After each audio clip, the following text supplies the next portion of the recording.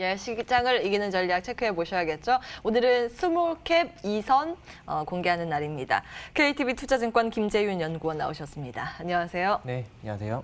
네. 자, 먼저 시장부터 보고요. 유망한 종목들 찾아볼 텐데요.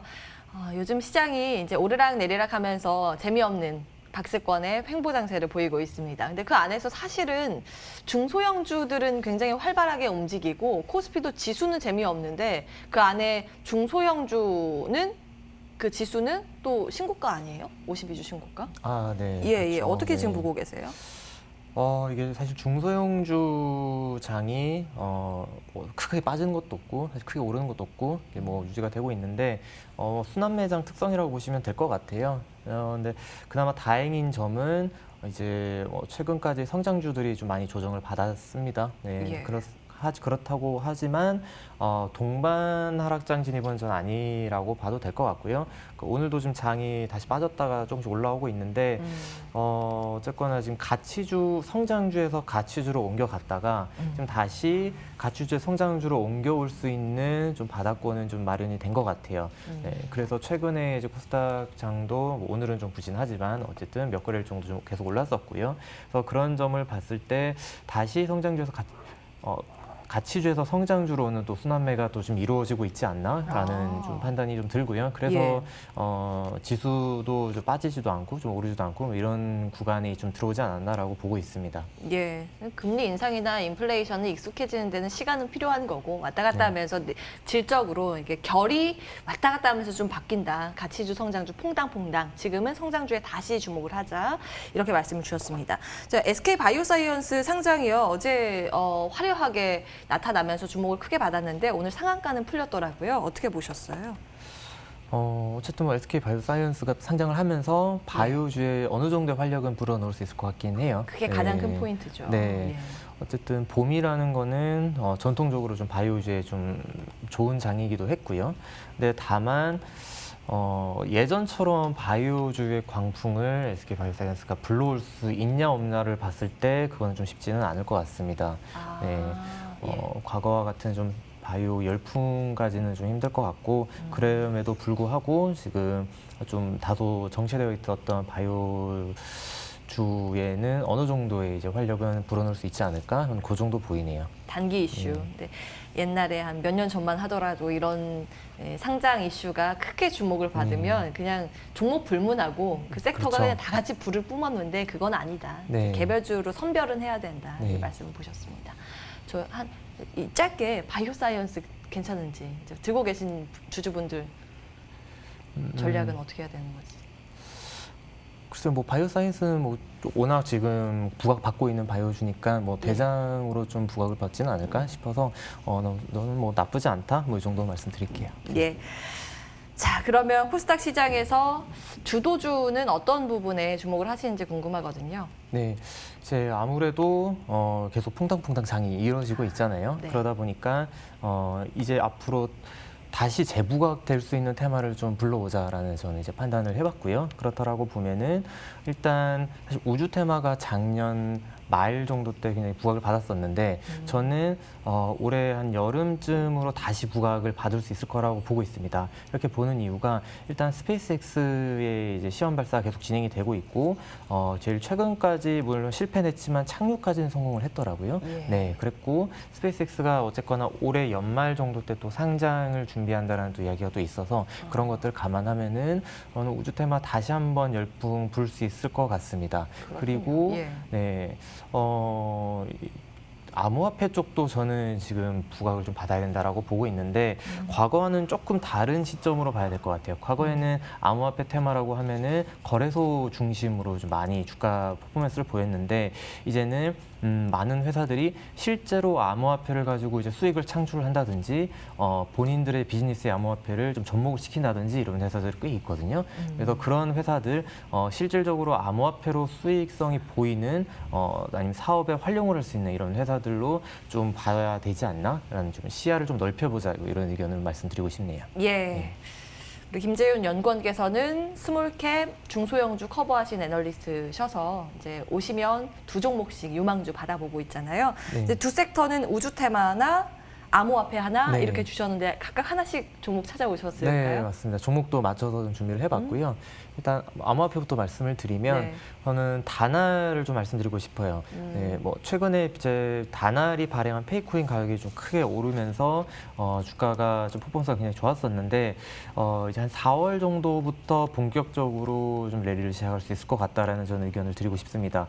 왜냐하고 하면은 일단 다날의 그 기존 사업 같은 경우에는 휴대폰 피지 사업이에요. 근데 다날이 최근에 부각을 받은 이유는 이 자사의 그 암호화폐 결제 시스템에 비트코인 결제까지 이제 얹을 수 있는 가능성을 좀 보였고요. 근데 이 서비스가 4월부터 좀 시작을 할 예정입니다. 그렇다고 하면은 이 다날이 기존에 본인들이 발행한 페이코인이라는 암호화폐로 지금 6만 개 정도의 가맹점에서 실생활에서 결제가 됩니다. 뭐 CU라든지 이런 편의점에서부터 뭐 온라인 샵에서도 쓸 수 있고요. 그리고 도미노 피자에서도 쓸 수 있고 이런 한 6만 개의 좀 가맹점을 보유하고 있고 100만 명의 좀 회원수를 보유를 하고 있는 암호화폐 결제 시스템을 보유를 하고 있는데 여기에 이제 비트코인으로 이 가맹점에서 결제를 할 수 있게 되는 그런 서비스를 4월부터 시작을 합니다. 근데 이게 굉장히 재밌는 게 비트코인으로 결제를 이 가맹점에서 진행이 되게 되면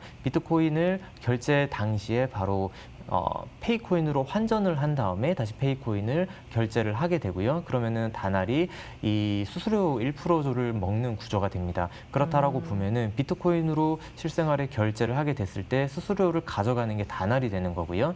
이 다날이 지금 회원수가 거의 100만 명에 보유를 하고 있고 그리고 가맹점이 6만 개까지 좀 확보를 하고 있는 상황이기 때문에 사실 국내에서 실생활에서 실시간으로 암호화폐 결제가 가능한 거는 저는 다날이 현재는 유일하게 보이고요.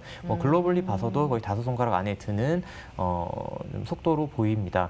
그렇다라고 보면 어쨌거나 비트코인이 지금 가격이 오르고 있는 거는 이 비트코인이라는 것 자체가 실생활에서 화폐로 쓰일 수 있다라는 가정이 깔려 있는 건데 그렇다라고 보면 다날이 이 비트코인을 실생활에 결제를 할 수 있게 만들었다는 점은 굉장히 좀 높이 사야 된다라고 보고요.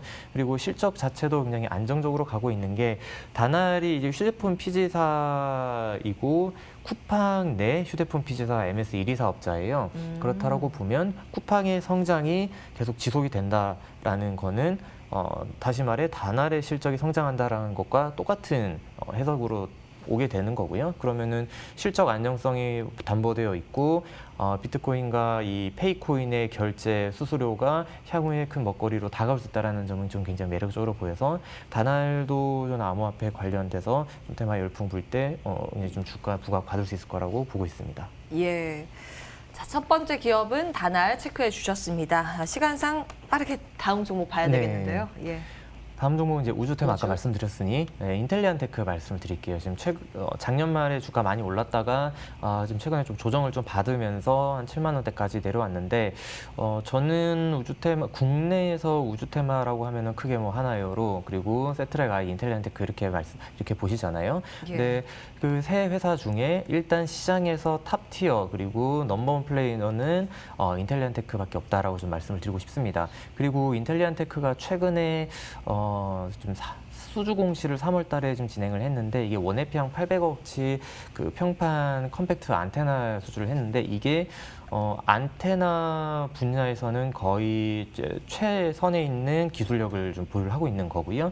이 안테나는 일단 기존의 이제 기계식 안테나가 아니라 전자식 안테나입니다. 전자식 안테나를 원앱이랑 계약을 했다라는 점은 향후에 차량에도 부착이 될 수 있다라는 거기 때문에 좀 굉장히 지금 안테나 시장을 선도를 하고 있고 어쨌거나 저궤도 위성 사업이 시작을 하게 되면은 원앱이 투자를 빠르게 할 테고요. 이 800억치가 또 초도 물량이기 때문에 수주는 향후 굉장히 좀 크게 늘어날 수 있을 것 같아요. 그리고 최근에 제가 공장 탐방을 갔다 왔는데 이제 증설을 이제 완료를 거의 했고 5월부터 이제 본격적으로 돌아가게 될 겁니다. 근데 이 증설된 양이 거의 한 3배 기존에 3배 정도 규모로 좀 증설을 했습니다. 기존에 이 회사가 한 1,500억 정도의 캐파를 가지고 있었는데 3배를 늘었다 하면은 거의 4,500에서 5,000억 정도 규모까지 캐파를 캐파를 늘린 거기 때문에 이 회사가 아무 이유 없이 캐파를 증설을 하진 않았을 거고요. 당장 5월부터 진행이 된다라고 보면은 이 회사 이제 앞으로 그로스도 굉장히 좀 크게 보일 수 있어서 저는 조정받을 때마다 모아놓으면은 좀 장기적으로 큰 수익을 얻을 수 있는 회사로 인텔리안테크 말씀드릴게요. 네, 이제 우주항공하면 잘 와닿지 않으실 수 있는데 우주항공은 크게 두 가지로 지금 얘기가 되고 있습니다. 우주로 나가서 탐사하고 여행하고 하는 쪽, 이건 조금 멀고 지금 당장 이제 실적 내고 잡히고 하는 그쪽이 그 적에도 위성을 쫙 쏴서 인터넷을 왔다 갔다 하면서 교류를 받을 수 있게 하는 이 우주 쪽이 있습니다. 지금 말씀해주신 이 인텔리안 테크가 여기와 연관된 인터넷 사업과 관련된 그 기업이고요. 수주를 내는 기업입니다. 그 관점에서 지금 좀 조정을 받고 있는데 여전히 끝나지 않았다 말씀을 주셨고요. 오늘의 종목 다날에 이어서 인텔리안 테크까지 확인을 해봤습니다. KTB 투자증권 김재윤 연구원과 함께했습니다. 말씀 고맙습니다. 예, 출발마켓온 후반부 준비된 순서는 여기까지입니다. 시장이 조심스럽게 특히 이제 중소형주 위주의 코스닥 시장의 되돌림, 고개를 살짝 들고 있는데요. 이제 수급 계속 들여다보셔야겠습니다. 이어지는 순서들을 통해서 한 주의 마무리 전략 잘 챙기시기 바랍니다. 함께해 주신 여러분 고맙습니다.